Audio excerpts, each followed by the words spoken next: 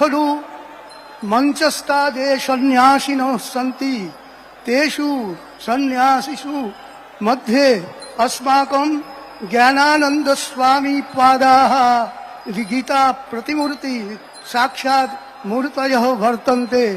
एवं च अस्माकं ऋतंभरा देव्याः एवं च बागेश्वर धामतः जे आगमिष्यन्ति धीरेन्द्र शास्त्रिणः अन्यच्च जे आचार्य पादाः महामंडलेश्वराः भक्ताः एवं मातरः सर्वे अत्र उपस्थिताः सन्ति। आयोजकेषु निर्गुणानंद महाराज पादाः एवं च कार्तिक महाराजाः जे खलु अतीव सम्यक्तया तत्र खलु अस्माकं सनातन संस्कृतेः इदं वैशिष्ट्यं वर्तते तत् प्रतिष्ठापितं बन्धुगौरव महोदयापि अत्र संयोजितं स्वसाधना सर्वेषु अस्माकं सा एव शक्ति दरीदृश्यते। यतो हि अस्माकं शास्त्रे अस्ति रुचीनां वैचित्र्यात् ऋजुकुटिल नाना पथजसां नृणाम् एको गम्य त्वमसि पयसाम् अर्णव इव। अत्र खलु यत् स्थानं वर्तते तत्र सर्वतः जना अत्र समुपस्थिता। आज की इस सुंदर सभा में सब कोई उपस्थित हुए हैं। षड दर्शन के लोग, सन्यासी, वैरागी एवं उसमें हमारे सनातन संस्कृति के जो 5 मूर्ति है जिसमें शैव, शाक्त, वैष्णव, शौर, गाणपत्य, इन सभी 5 वैदिक धर्म सनातन धर्म के सब आचार्यों के द्वारा इस गीता ग्रंथ के भाष्य लिखे गए हैं। उसमें आचार्य शंकर ने जैसे भाष्य ग्रंथ लिखा है ऐसे ही हमारे आचार्य निम्बार्क आचार्य जी ने भी लिखा है, ऐसे ही रामानुजाचार्य जी, उसी प्रकार हमारे श्रीधर आचार्य जी, उसी प्रकार आधुनिक युग में एवं स्वाधीनता के समय हमारे देश के बाल गंगाधर तिलक और भी जितने भी ऋषि अरविंद जिसने गीता निबंध लिखा है जिसके ऐसे जन गीता बोलते हैं, तो गीता पर कितने लोग भाष्य और उनकी टीका लिखी है। इसीलिए आज के समय में इस गीता का जो अनमोल गीता ग्रंथ है इसका कितना मूल्य है, उस मूल्य को आप सभी कोई समझ रहे हैं। आजकेर दिने आमादेर এই সুন্দর ধর্মসভায় গীতার উপরে সবচেয়ে প্রথম আমরা বলতে পারি শ্রীমদ্ ভাগবত, সেইটি হচ্ছে অভয় মন্ত্র দান করে। পরীক্ষিত সুখদেবের প্রসঙ্গে পরীক্ষিতকে সুখদেব অভয় মন্ত্র দান করেছেন, আর গীতা আমাদেরকে সেই জাগরণের মন্ত্র শিখিয়েছেন। তার জন্য দ্বিতীয় অধ্যায়েতে অর্জুনকে বারবার বলছেন কৈলব্যং মাসমগম পার্থ নৈতত্তৈ উপপদ্যতে ক্ষুদ্রম হৃদয় দৌর্বল্যম ত্যক্ত উত্তিষ্ঠ পরম তপ। তোমরা তোমাদের নপুংসকতা দুর্বলতা ত্যাগ করে তোমরা ওঠো, জাগো। যেটি স্বামীজি বলতেন উত্তিষ্ঠিত উত্তিষ্ঠত প্রাপ্য বরান নিবোধত। গীতার মূল তাৎপর্য হচ্ছে যস্তু কর্ম ফলত্যাগী সত্যাগী ইত্যবিধীয়তে।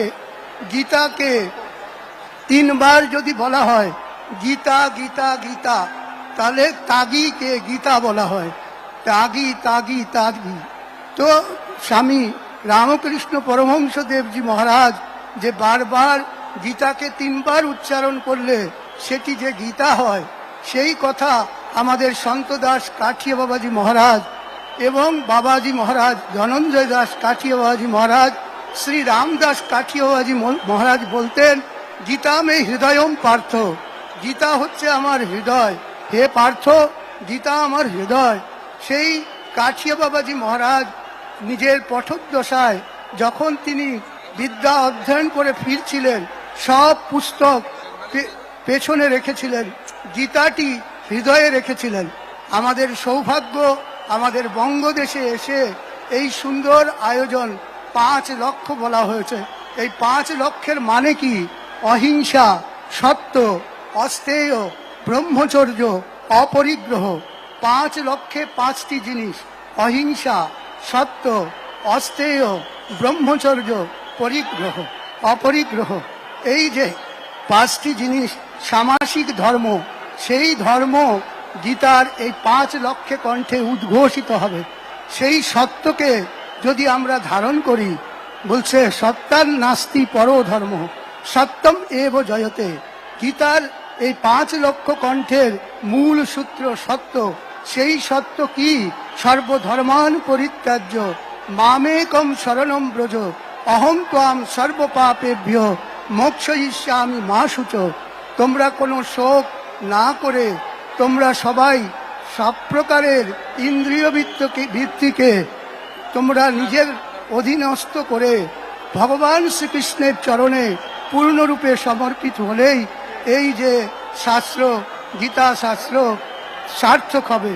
তার জন্য আজকে আমাদের এই পরম সৌভাগ্য যে গীতাতে সেই কথাই বারবার বলেছেন, তুমি তোমার ইন্দ্রিয় বৃত্তিকে অন্য কোনো দিকে ধাবিত না করে ইন্দ্রিয়, মন, প্রাণ সব, এই জন্য ভগবান বলছেন মাইয়া বেশ্য মনোবুদ্ধি, নিজের মধ্যে মন বুদ্ধি সব কিছু তুমি সেখানেই সমর্পিত করো। মন বুদ্ধিকে যদি ভগবানে পূর্ণরূপে সমর্পিত করো তাহলে তোমার সব কিছু সার্থক হবে। সেই কথা ভগবান নানা উপায়ে বলেছেন।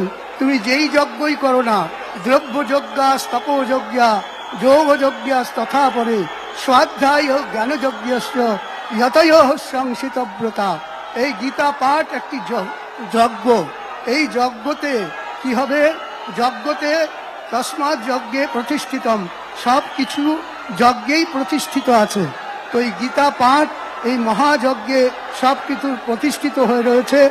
আশা করছি আমরা এই যে আজকের এই 5 লক্ষের কণ্ঠে গীতা পাঠের সার্থকতা বঙ্গদেশেই শুধু নয়, সারা পৃথিবীতে এর যে শক্তি এবং সামর্থ্য, এর ফল সবাই অনুভব করতে পারবেন।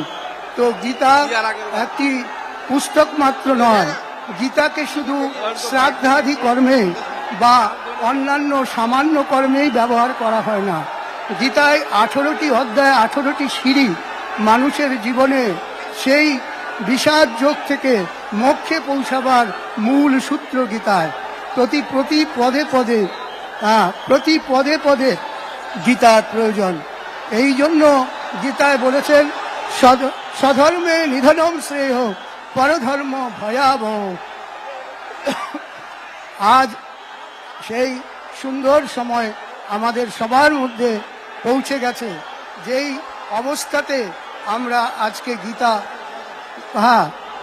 বলে গীতা পুরুষোত্তম ভগবান কি, বলে গীতা পুরুষোত্তম ভগবান কি, সত্য সনাতন ধর্ম কি, ভারত মাতা কি, संत भगवान की, गंगा माता की, गो माता की, भारत माता की जय जय श्री राधे श्याम। हरिओम तत्सत। निर्गुणानंद महाराज हरिओम हरिओम। कृष्ण कृष्ण हरे हरे, कृष्ण कृष्ण हरे हरे, कृष्ण कृष्ण हरे हरे। আমাদের মধ্যে উপস্থিত হয়েছেন বাগেশ্বর ধাম থেকে শ্রী ধীরেন্দ্র কৃষ্ণ শাস্ত্রী। আমাদের মধ্যে উপস্থিত হয়েছেন বাগেশ্বর ধাম থেকে শ্রী ধীরেন্দ্র কৃষ্ণ শাস্ত্রী। বলো জয় শ্রীরাম, জয় শ্রীরাম, জয় শ্রীরাম। পরাশরকে সরান্ত, পরাশর ওখানে কি করছে?